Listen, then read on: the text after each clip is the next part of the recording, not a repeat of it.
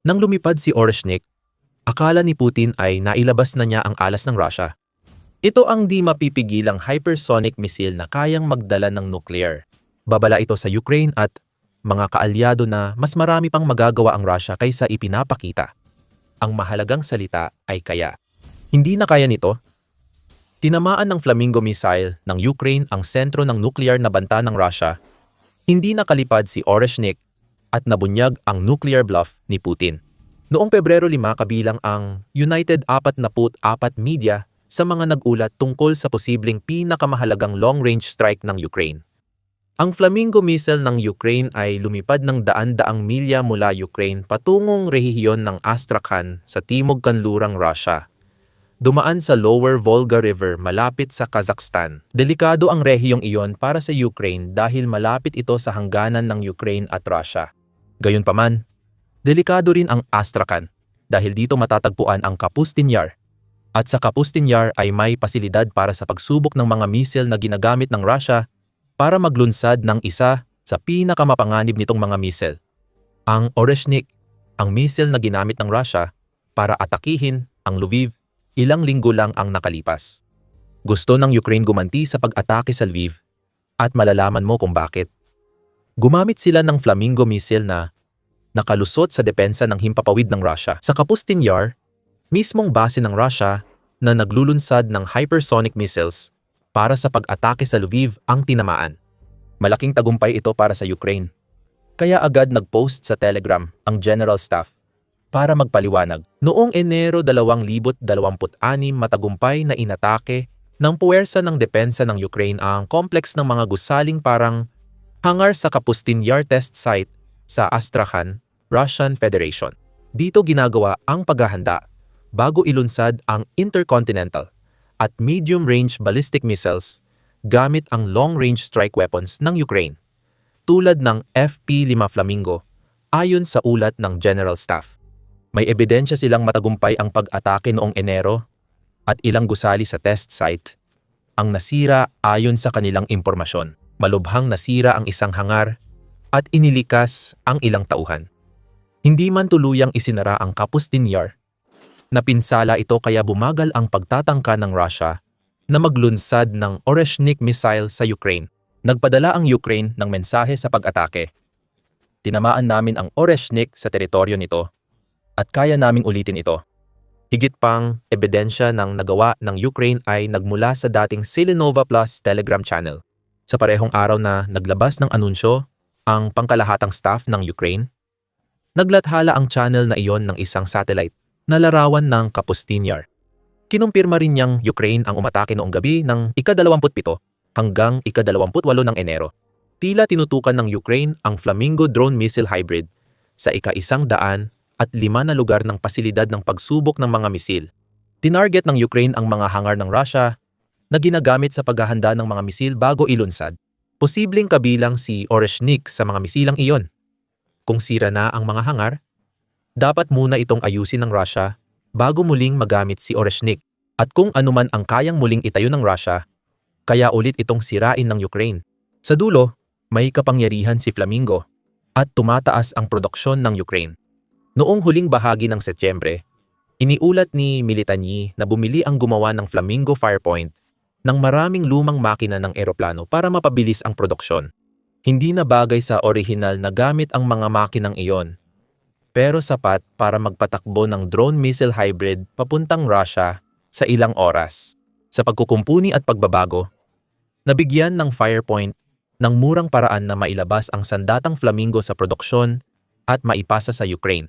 Ayon kay Militany, gumagawa ang Firepoint ng 2 Flamingo kada buwan noong inilathala ang artikulo. Sa dulo ng 2025, target nilang makagawa ng 200 kada buwan.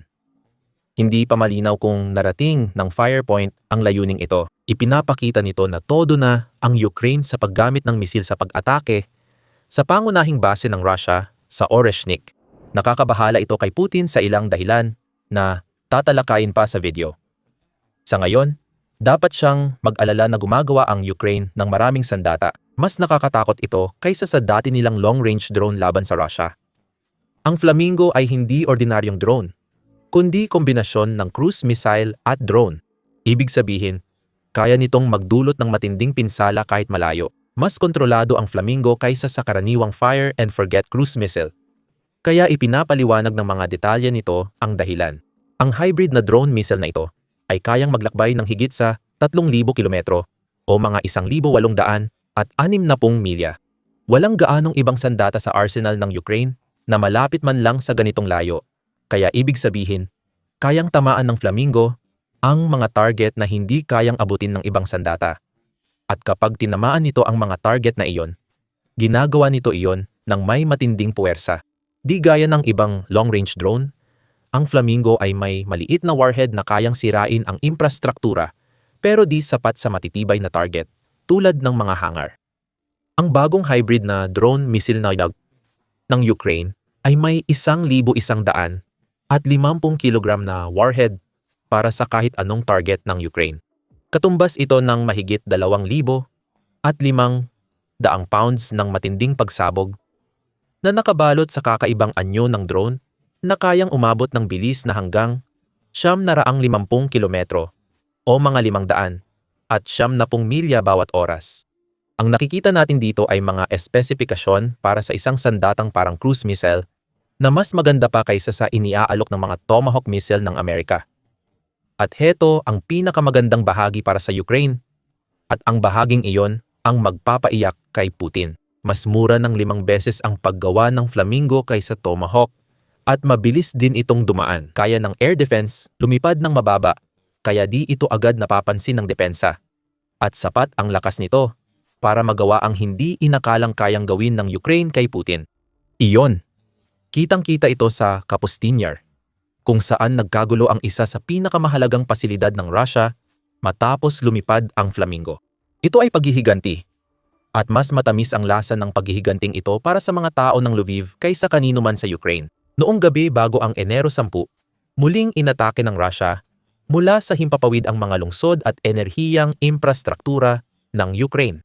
Maraming pinakawalang missile at drone ng Russia sa Ukraine ang tumama sa Kyiv na nagdulot ng 4 na patay at 22 sugatan. Kahit malungkot ang pag-atake, ayon sa Al Jazeera, mas nakakabahala ang bantang ipinadala sa Lviv. Iniulat ng Ukraine na isang di pa matukoy na ballistic missile na bumibiyahe ng 13,000 kilometro o 8,000 milya bawat oras ang tumama sa mahalagang infrastruktura sa Lviv. Natukoy na ang missile ay Oreshnik at sinadya ng Russia na magpadala ng hypersonic missile para umatake. Isang lungsod na nasa humigit kumulang 70 kilometro o 45 milya lamang mula sa hangganan na pinaghahatian ng Ukraine at Poland. Ipapaliwanag namin kung bakit ito mahalaga mamaya. Tungkol sa Oreshnik, kaunti lang ang nalalaman maliban sa sinabi ng Russia at ilang analyst tungkol sa mga posibleng kakayahan nito. Malinaw na hypersonic ito base sa pag-atake sa Lviv. Dagdag pa ng Al Jazeera, pinaniniwalaan ding ang Oreshnik ay isang medium-range na missile at malamang na kaya nitong lumipad ng humigit kumulang 1,000 hanggang 1,600 kilometro o 620 hanggang 700 at 70 milya bago tamaan ang target nito. Mukhang ang missile ay base sa disenyo ng RS-26 Rubesh na sinimulang i-develop ng Russia noong 2008. May nagsasabing, ang pinsala nito ay parang nuclear warhead, kahit karaniwang sandata lang ito. Oh, at kung pag-uusapan ang nuclear warheads, sinasabing kayang magdala ng nuclear warhead ng Oreshnik. Agad ipinagmalaki ng Russia ang Enero na pag-atake, 2 araw matapos lumabas ang balita sa paggamit ng Oreshnik. Lviv, iniulat ng Moscow Times na sinabi ng militar ng Russia na ang kanilang pag-atake sa lungsod ay sumira sa isang planta ng pagkukumpuni ng eroplano ng Ukraine. Noong gabi ng Enero 9 ang Lviv State Aircraft Repair Plant ay napinsala at hindi na nagamit dahil sa Oreshnik Mobile Ground-Based Missile System. Sabi ng Ministry of Defense ng Russia, hindi ito kinumpirma ng Ukraine at sinabi nilang tinamaan ng Oreshnik ang tinatawag nilang sibilyang panghila. Malinaw ang mensahe ng Russia. Handa na ang Oreshnik pero posibleng hindi na matapos sa lakay ng Flamingo drone missile ng Ukraine noong Enero. Kapag natigil ang operasyon ng Oreshnik dahil sa pag-atake sa pangunahing launch site, malaking problema ito para sa Russia. Bakit hindi gumagana kahit pansamantala ang pasilidad ng Kapustin Yar? Sagutin muna natin ang tanong na iyan, pero paalala. Pinapanood mo ang The Military Show. Kung gusto mo pa ng ganitong impormasyon, mag-subscribe para agad mong mapanood ang aming mga bagong video. Ngayon, ang unang sagot sa tanong na binanggit natin ay mahalaga ang pag-atake ng Ukraine sa Kapustin Yar hindi lang sa kung ano ang naabot nito, kundi pati na rin sa kung ano ang kinakatawan nito. Napigilan ng Ukraine ang mahalagang launching site ng Russia at sana'y hindi ito magamit agad. Ibig sabihin, wala munang mga paglulunsad ng Oreshnik hanggat hindi pa naibabalik ng Russia ang operasyon ng lugar na iyon. Ayon sa Euromaidan Press, ang Flamingo Strike ng Ukraine ang unang kilalang kaso ng hindi nuclear na estado matagumpay na inatake ang infrastruktura para sa pagkumpuni ng nuclear-capable ballistic missiles sa teritoryo ng gumawa ng mga ito. Malaki ang epekto nito at tatalakayin pa natin ito ng mas detalyado maya-maya.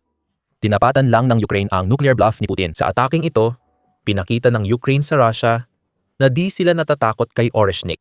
Hinahamon ng Ukraine ang Russia na gumanti matapos tamaan ng Flamingo drone missiles ang nuclear infrastructure nito. Putin, gagamitin mo ba ang nuclear na atake bilang paghihiga-ganti na tuluyang sisira sa natitirang mabuting tingin sa iyo ng mundo? Ipinapakita mo ba na ang nuclear threats mo ay panakot lang para makuha ang gusto mo sa Ukraine? Taya ng Ukraine na ito ang una at winasak nila ang imahe ng pagiging hindi matatalo na binubuo ni Putin kay Oreshnik. Totoo, mahihirapan ang Ukraine na pabagsakin ang Oreshnik missiles habang lumilipad ang mga ito, kahit anong bansa pa.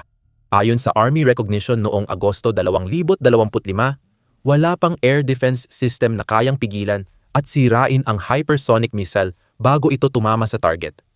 Posible ang pagharang pero mababa ang tsansa. Seryosong problema ito para sa Ukraine dahil nahihirapan kahit ang United States Patriot Air Defense System sa mga misil gaya ng Oreshnik. Doon galing ang pananaw ng pagiging hindi matalo. Ngunit nabasag ito ng Ukraine sa kanilang laban sa Russia. Mag-isip lampas sa karaniwan. Kung di maayos na mapabagsak ang Oreshnik sa ere, madali lang ang solusyon sa problema nito. Alisin ang misil sa pinagmulan, hindi na ito lilipad. Hindi pa tiyak kung may nasirang Oreshnik na misil sa pag-atake ng Ukraine sa Kapustin Yar. Ayon sa napag-usapan nating mga pinagkunan, mukhang nasira ng Ukraine ang mga pasilidad ng Russia sa paghahanda ng misil. Kung walang mga pasilidad iyon, ang mga misil na gaya ng Oreshnik ay nagiging mahal at di magagamit ng Russia. Iminungkahi ng Euromaidan Press na maaring makatulong ang pag-atake ng Ukraine noong Enero sa pagbabago ng balanse ng pananakot. Ang mga misil tulad ng Oreshnik ay banta na hindi kayang tapatan ng Ukraine laban sa Russia. Kahit alisin mo ang kakayahang nuclear sa usapan, mas mabilis ang Oreshnik at, kung paniniwalaan ang Russia, mas malakas ang tama nito kaysa sa anumang meron ang Ukraine sa kanilang arsenal. Ganun pa rin, kahit isama ang Flamingo, pero ang mahalaga ay hindi naman dapat umiral ang Flamingo. Walang drone missile hybrid ang Ukraine bago ang pananakop ni Putin. At ilang taon bago na-develop ang deep strike na sandatang ito, matapos tumawid ng mga sundalo ng Russia sa hangganan. Walang panangga dati ang Ukraine sa mga missile ng Russia, pero ngayon napatunayang meron na sila. Ginamit ng Ukraine ang Flamingo 9 na beses mula Oktubre 2025 ayon sa Militany sa loob ng halos isang buwan mula nang simulan itong gawin. Pinatunayan ng Ukraine sa bagong pag-atake na kaya nilang gumamit ng Flamingo drone missiles para sa direktang pagtama sa mahalagang estratehikong lugar ng Russia, Kapustin Yar. Kailangan ito para ilunsad ang Oreshnik. Ibig sabihin, nilagyan ito ng pinakamahusay na depensa ng Russia pero nalampasan pa rin ito ng Flamingo at tumama. Makikita iyon ni Putin at matatakot siya sa ibig sabihin nito. Kapag napalawak ng Ukraine ang produksyon ng Flamingo at may matibay na imbakan, malamang na mas madalas na targetin ang Kapustin Yar. Marami pang ibang lugar sa Russia na abot ng Flamingo at konektado sa kompleks ng nuclear ng Russia. May interactive na mapa ang Non-Proliferation Policy Education Center ng mga lugar na ito. Aktibo man o hindi, ano ang pipigil sa Ukraine na tamaan ang mga ito? Ang Shaikovka Air Base malapit sa Ukraine-Russia border ay tirahan ng heavy bombers ng Russia at pinaniniwala ang imbakan ng nuclear weapons. Paano naman ang Chakalovsk air bases sa Kaliningrad Oblast ng Russia. Ang base na ito ay para sa Baltic Fleet ng Russia at pwedeng makatulong sa Shadow Fleet na nagdadala ng pera mula sa langis papuntang Russia. Maraming base ang kaya maabot ng Flamingo drone missiles at mas mahina ang depensa kumpara sa Kapustin Yar, kung saan naroon ang mahahalagang missile ng Russia. Tiiyak na iniisip ni Putin, kung natamaan ng Ukraine ang Oreshnik launch site, ano pa kaya ang kaya nilang tamaan? Malamang marami pa. Dos-dosenang base ng Russia, kabilang na ang marami na daan-daang milya ang layo mula sa mga border region na karaniwang tinatarget ng Ukraine.